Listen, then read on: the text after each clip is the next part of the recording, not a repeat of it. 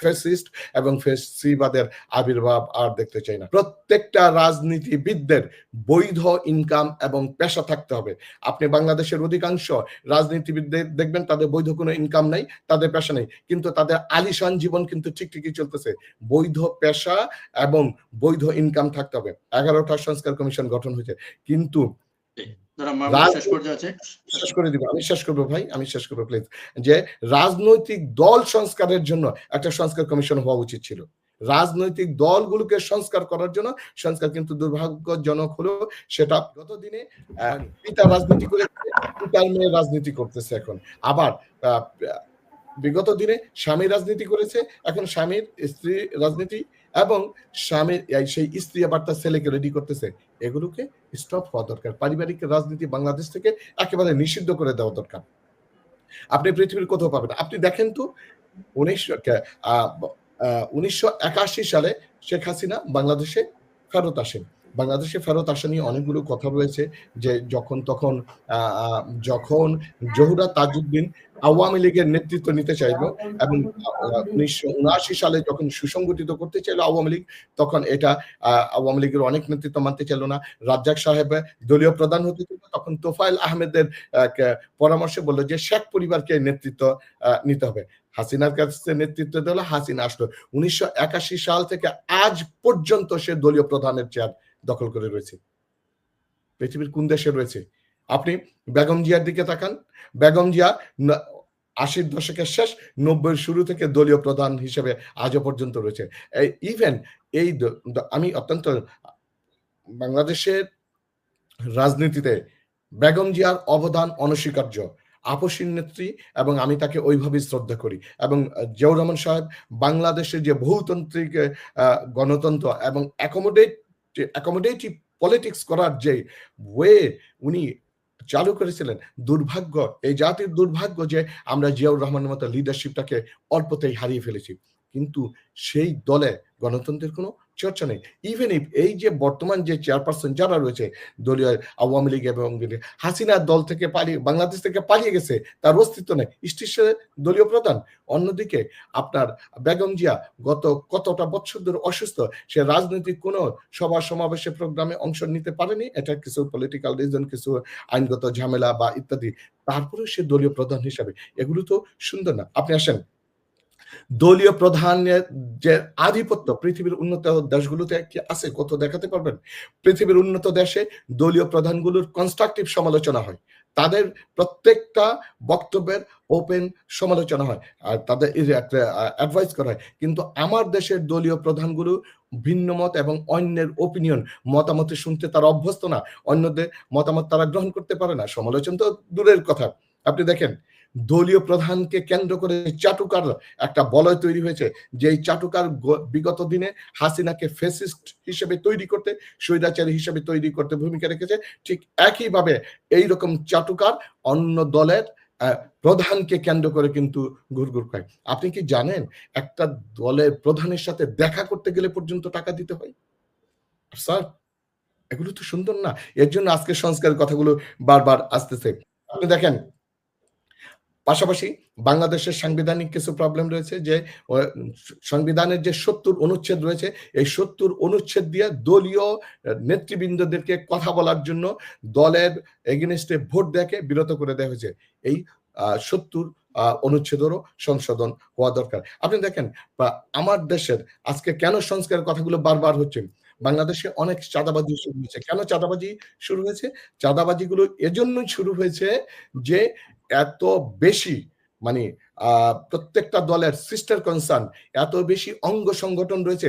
পৃথিবীর কোন দেশে এত অঙ্গ সংগঠন রয়েছে? আমি ইংল্যান্ডে থাকি, জগলুল হায়দার ভাই কানাডাতে ছিলেন দীর্ঘদিন। আপনি ওই দেশের প্রধান পার্টিগুলোর দেখেন তো কোনো সিস্টার অঙ্গ সংগঠন রয়েছে কিনা। আমি ব্রিটেনের লেবার পার্টি, কনজারভেটিভ পার্টি, কোন পার্টির অঙ্গ সংগঠন নেই। কিন্তু বাংলাদেশের আওয়ামী লীগের দিকে তাকান, আওয়ামী লীগ, তাঁতি লীগ, শ্রমিক লীগ, কৃষক লীগ, নৌকা লীগ, কত লীগ রয়েছে। বিএনপির দিকে তাকান, বিএনপির তাঁতি দল, স্বেচ্ছাসেবক দল, কৃষি দল থেকে শুরু করে ছাত্র দল ইত্যাদি। এই যে এগুলোকে বন্ধ করে দিতে হবে। আপনি যত বেশি অঙ্গ সংগঠন হয়, এই অঙ্গ সংগঠনের নেতৃবৃন্দগুলো তারা চাঁদাবাজির আশ্রয় গ্রহণ করে। নিচু পরে গ্রাম থেকে শুরু করে গ্রাম, ইউনিয়ন, থানা পর্যায়ে। আর উপরে যারা রয়েছে তারা তো দুর্নীতির আশ্রয় গ্রহণ করে। বড়, বড় মেগা প্রজেক্ট নিয়ে এসে তারা দুর্নীতি করবে।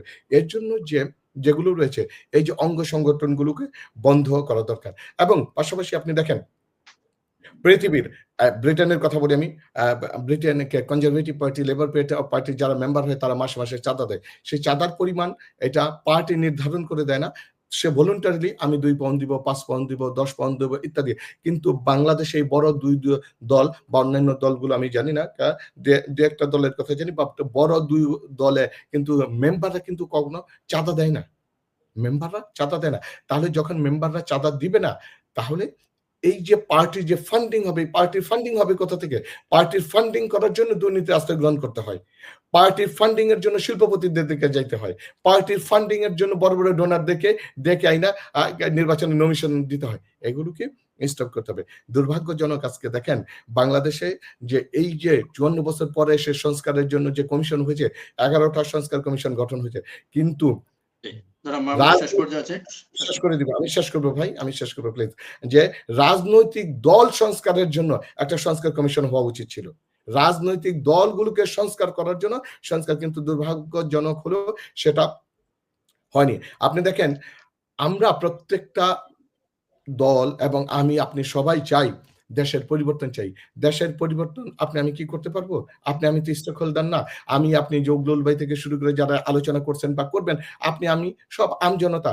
আমরা চিল্লাইতে পারি, কথা বলতে পারি, পরামর্শ দিতে পারি। কিন্তু স্টেক হোল্ডার রয়েছে রাজনৈতিক সংগঠন।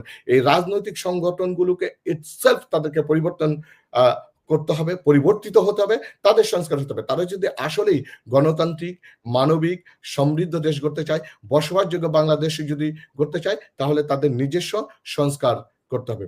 পাশাপাশি দেখেন এই দলীয় যে একদলীয় যে মনোভাব, যে এই দলগুলোর মধ্যে যে দলীয় পদ পাওয়ার জন্য যে ঘুষের বাণিজ্য, নমিনেশন পাওয়ার জন্য যে নমিনেশন কেনা বেচার যে বাণিজ্য, এগুলো দেখতে হবে। এগুলো কিন্তু দলীয় প্রধানরা সবাই কম বেশি জানে। কিন্তু জানার পরেও ওইভাবে কোনো অ্যাকশন তারা নেয় না। কেন নেয় না? এটার অনেক বড় কোয়েশ্চেন, এটা অনেক বড় প্রশ্ন। এর জবাবগুলো হয়তোবা আপনি আমি কম বেশি জানি। কিন্তু এটা আমরা যেমন বলতে পারতেছি না, তদ্রূপ রাজনৈতিক দলের দলীয় প্রধানরাও কিন্তু এর সদুত্তর দেয় না। এখান থেকে আসলে বাঁচতে হলে আমাদের করণীয় কি? কি করতে হবে? সংস্কারের কথা তো আমরা বলতেছি, চাইতেছি। সংস্কার হতে হলে যেটা ফান্ডামেন্টালি কয়েকটা বিষয় আমি একটু বলে নিই যে কিভাবে করতে হবে। জগলুল হালদার ভাই একটু কথা বলেছেন।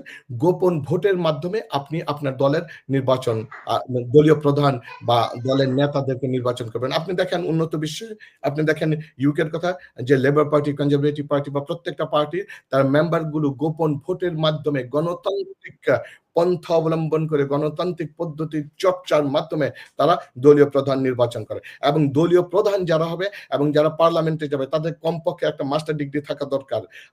আমি মনে করি গোপন এসিআর চেক করা দরকার প্রত্যেকের, যে অ্যানুয়াল কনফিডেন্সিয়াল রিপোর্ট গুলো সেখানে তাদের আমলনামায় থাকতে হবে। যাতে বাংলাদেশের এনআইডি কার্ডে যারা সন্ত্রাসী, চাঁদাবাজ এবং যারা মাদক ব্যবসায়ী, যারা ভূমিদস্যু, যারা ক্রাইমের সাথে জড়িত, এই কথাগুলো, এই ইনফরমেশন গুলো তাদের প্রত্যেকের এনআইডি কার্ডের মধ্যে এই ইনফরমেশন গুলো এনআইডির যেই আমাদের রেকর্ড ফাইল রয়েছে সেখানে থাকতে হবে। তাহলে আপনি এই দেশে যদি দেখেন, আপনি যদি ভালো কোনো জবে যেতে চান, তাহলে শেষ পর্যায়ে আছে, একটু শেষ করতে হবে। আমরা শেষ করে দিচ্ছি ভাই, শেষ করে দিচ্ছি।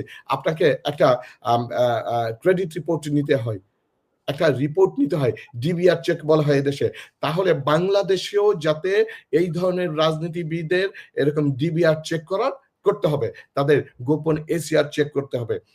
আপনি যারা মিথ্যাবাদী, দুর্নীতিগ্রস্ত, চাঁদাবাজ, মামলাবাজ, মাদক ব্যবসায়ী, ভূমিদস্যু, যারা বদলি বাণিজ্য, মামলা বাণিজ্য এবং নমিনেশন বাণিজ্যের সাথে জড়িত, তাদেরকে দলীয় মেম্বারশিপে এবং তাদেরকে একেবারে আইন করে, দলীয় ভাবে আইন করে তাদেরকে দলীয় কার্যক্রম থেকে অপসারণ দিতে হবে। নির্বাচনে পেশি শক্তি বিলোপ করতে হবে, নমিনেশন বাণিজ্য বন্ধ করতে হবে। রাজনীতিবিদদের যে সম্পদ রয়েছে এই সম্পদগুলোকে ওপেন, ট্রান্সপারেন্ট হওয়া উচিত। ট্রান্সপারেন্ট থাকতে হবে।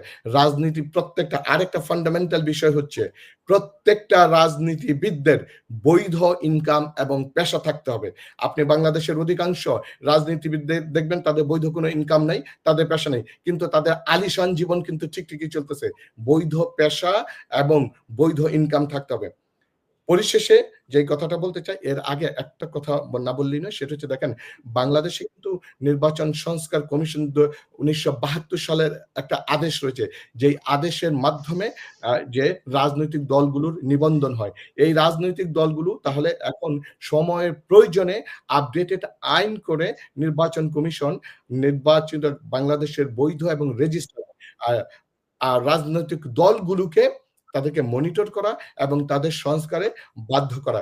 পাশাপাশি একটা বিষয় না বললেই নয়, আমরা যারা নির্বাচনের জন্য খুব বেশি তাড়াহুড়া করে ফেলতেছি, আপনি দেখেন ২০২৪ সালের জুলাই আগস্ট এটা বাংলাদেশের জন্য একটা ব্লেসিংস, বাংলাদেশের জন্য রহমত। আদারওয়াইজ আপনি আমি এভাবে কথা বলতে পারতাম না। স্বৈরাচারীরা যেই ৪১ সাল পর্যন্ত ক্ষমতায় থাকার কথা ছিল, সেই ৪১ সাল পর্যন্তই ক্ষমতায় থাকতো। তো এখন যেই সুযোগটা আমাদের হাতে এসেছে, আমরা আসেন কিছু ফান্ডামেন্টাল সংস্কারের পথে হাঁটি।